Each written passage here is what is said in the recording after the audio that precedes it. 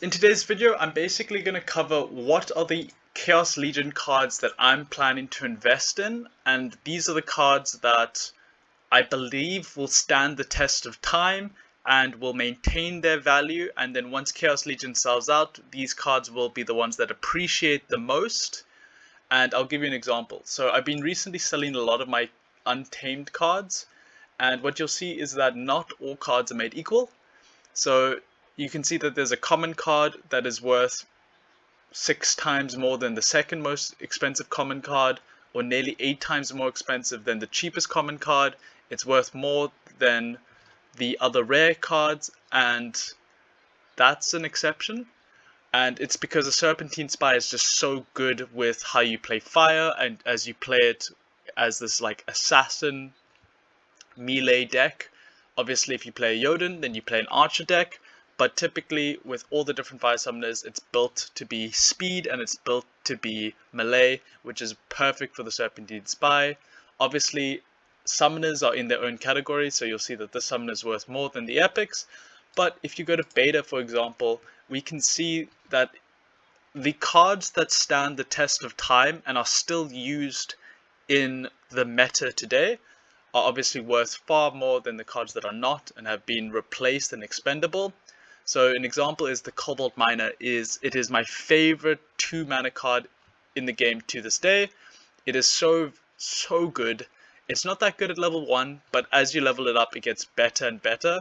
And you can see that it is the most valuable common in the beta collection. But if you look at something like a Cerberus, which is one of the best 4-mana tanks in the game, a Cerberus is more expensive than all of the epics as well as the summoner. It's such a good card that everyone still wants and everyone still uses. It's got heal and eventually it gets retaliate, and it's just a fantastic card. But then you'll get a card like a Giant Rock where it's okay, it's a 5-mana card with reach, but as new cards came out, so we'll see things like the Magma Troll. In the reward section, you've got my favorite card, the Finis Rage. And now with Chaos Legion, you've got the Radiated Brute. So with all these new cards coming out, it kind of just makes the Giant Rock expendable to the point that you'll never ever see it as a position 2. So so basically what I'm going to do today is I'm going to look at I'm going to try and pick out the Cerberuses and the Cobalt Miners of Chaos Legion, as these are the cards that I personally will be invested in, and these are the cards that I believe will appreciate the most. So I think without it said, the best cards to buy will be the new legendary summoners when they come out. But until then, what cards am I picking out? So when you look at fire, I actually don't like Radiated Brute. I've already expressed this. A lot of people have said that once it gets into Gold League and you can get Enrage, then it's a different story and it's better than a Finis Rage. But in my experience, I still just prefer Finis Rage over it. So for that reason, I'm not picking it. What I am going to pick is, we've already seen how fire has been built to be assassin-y. So the Striker is definitely high on my list. Another card that's actually high on my list is the Forgotten One. I think that immunity is becoming more and more of a thing as cards like Waka and just poison or nitrous fumes comes into this game. So the other thing is, I don't like Magic Fire. Magic Fire, it's the worst legendary card, it's the worst epic card, or not the worst, but the cheapest. It's one of the worst rare cards. If you look at Untamed, it's the worst epic card. So just typically fire and magic don't mix. In the future, or if this chaos card, if this legendary summoner focuses on magic and makes fire magic, then I've got to eat my own hat.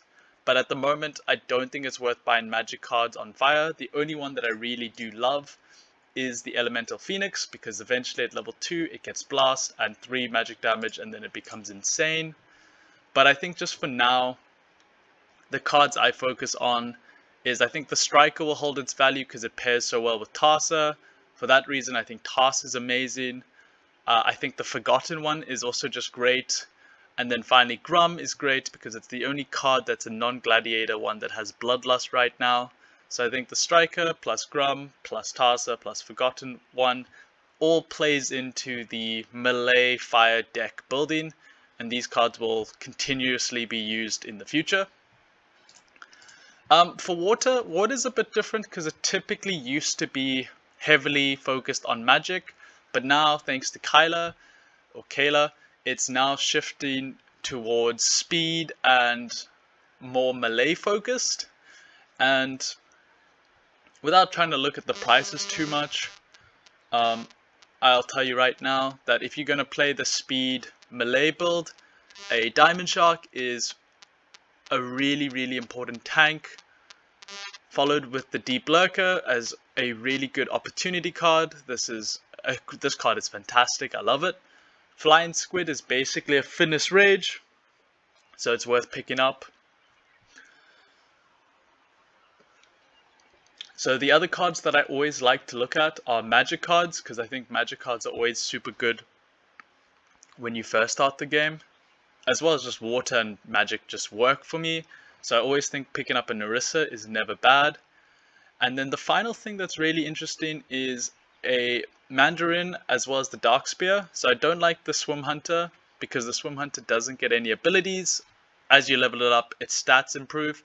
And it's a good card that has good stats, but there are better 4 and 5 mana archers in water. But the good thing about the Mandarin and the good thing about the Dark Spear is they both do the same thing where they've got damage, but the most important thing is they've got lots of HP. And I've already talked about this concept of a plug, and these cards are really good at being a plug, as you basically plug them in at the back of your deck. They'll take some hits from the stealth monsters, and they could typically take 2 to 3 hits each, which is really important. And then they also just get abilities when you get them leveled up. So the Mandarin gets Triage, and the Dark Spear gets Stun.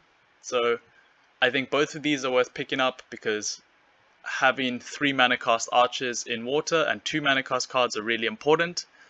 They are going to be less important as higher mana games are being introduced in both bronze and silver, but still really important because you'll be spending most of your mana on your Diamond Shark, your Deep Lurker, your Flying Squid, and then just something to nicely plug in the back is a Dark Spear or Mandarin.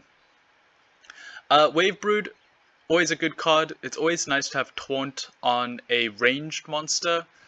That way you can just put it in position 6 and it will do the tanking job. I would never play the Wave Brood in position 2 because it just defeats the point of Taunt, because it will then get attacked, and if they have Explosive or Blast, they'll basically deal damage to position 1 and position 3 alongside it. So pick up a Wave Brood, but it's not the most important.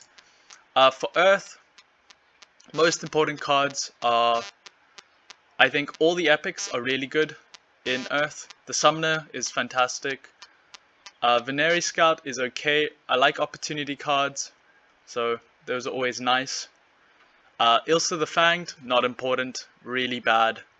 But the Queen Metallica, really important. So I think the Queen, the Goblin Psychic, the Regal, and even the Slipspawn, really important. If you're going to play, so magic cards are really important. The epics are just really good. This will be a plug. This is just your high damage, basically a cheap budget headhunter. This enables the magic. This is just really good and really fun. But also don't underestimate a infantry unit, as it's really good in reverse speed and melee matchups, and this is actually really good as a level 1 card by itself. And then the Queen with Protect is phenomenal, so these are the cards I would focus on. I wouldn't worry too much about the first few, and then definitely wouldn't worry about Ilsa the Fanged. And then for the Fiends, you can just buy them. You don't need to level them. You just buy level 1s because they'll basically just be your fillers. So all the Fiends are fillers, so you buy all the Fiends basically. For life, after playing a lot more, this guy's a lot of fun, but he or she gets a lot more fun the higher you get. So this will be your silver, and once you get into gold and diamond it gets even more fun. But typically you'd want to play it when it gets 2, 4, 5, then it's a lot more damaging. So this is the range you want to get at level 6 and play it in gold. So I think this card's a sleeper. Oops, going back. So I think the reflector is actually kind of broken. I think it's really good. But apart from that, I don't like playing General Sloan. I think General Sloan's pretty bad. So the cards that are most important, and probably the best card to buy in Chaos Legion itself, is a Dax Paragon. And the reason I say this is, for 2 mana, I don't think there's any cards that give you better stats. It gives you 1 magic damage, 2 speed, 3 HP. And if you compare that to one of the most famous ones in Death is the Darkest Mage, it has 1 more HP than a Darkest Mage. And if you compare that to the Water one, it has, where's the Water one? An Ice Pixie. It has 2 more HP and only 1 less speed. So Dax Paragon is like low-key, probably, if I had to recommend one card to invest in, it would be a Dax Paragon. I think he is so good for his stats. Actually just amazing. If you play Life Assassin, or you play basically Sneak and Opportunity Life, you've got to pick up the Stitch Lich and you've got to pick up the Celestial Harpy. Both really good. If you do like to play the Archer Life, which I don't like to play, you have to pick up a Prismologist. Portal Spin is basically a budget lone boatsman, so that's up to you. But Scattershot's not bad. And then the Pellicle Obelisk, Double Strike is always fun. But like I said, when I play Life, I don't play Archer Life. I play Assassin Life, or I will play Magic Life. That said, Uriel the Purifier, recharge is really bad, but picking up a few of him to make level 2s and he gets heal, really good frontline tank as well for those 99 mana games. He is basically a budget Kralis, and Kralis is the most valuable Dice legendary, or one of them. Moving on to Death. For Death, I think you can skip most of the legendaries. Lyra Dark is really important. Like, I wouldn't say she's very important, but Opportunity Archer with high speed is always fun, so she's pretty good to pick up. Definitely a luxury though. The most important cards is a Curse Winduku. By far one of the best tanks in the game. It will carry you in bronze really well, and once you get it into, I think it's Gold League and above, it gets heal, and then it becomes even better. So ideally, and then you can combine this with a Thaddeus, or you can combine it with like a Rotwell, and then you get anti-magic plus thorns plus heal, so you'll get a really good position 1 tank. The other cards that are really important is like a Magi Necrosi, really good with snipe. There's a few other magic cards that have snipe, but what's really important about this is that it works really well with Waka. So if you are playing a Waka with poison, magic poison is the way to play poison, because obviously if they have armor, they won't get poisoned, but magic always goes through armor, so they always get poisoned. So a Magi Necrosi is always really important for that reason. And then the other one that's really important is the Warrior. So the Weird Lean Warrior, really important. It doesn't even matter about Shatter, which is still really good. But the most important thing is that it's a 2 mana archer that's also just a really good plug. And you'll plug that into your deck at the back. So really good. And then I think maybe just a final nomination to the Silent. This archer I don't think is really good.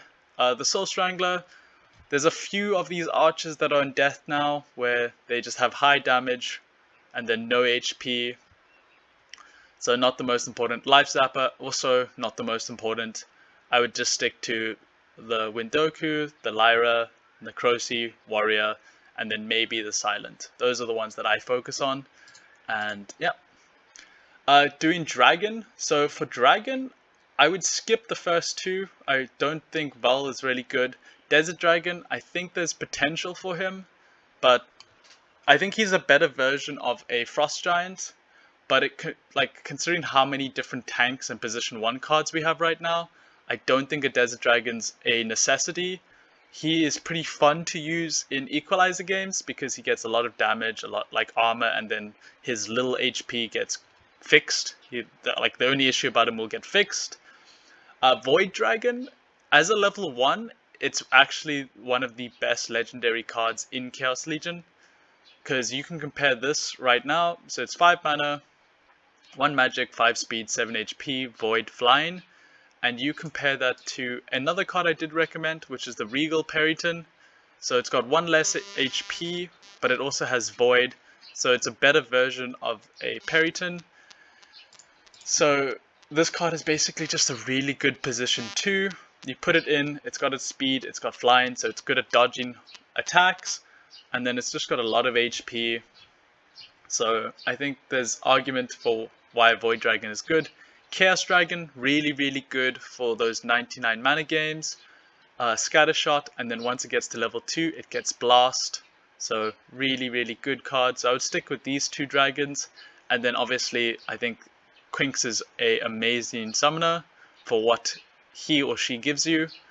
So these 3 cards, definitely worth picking up. These 2, not so much.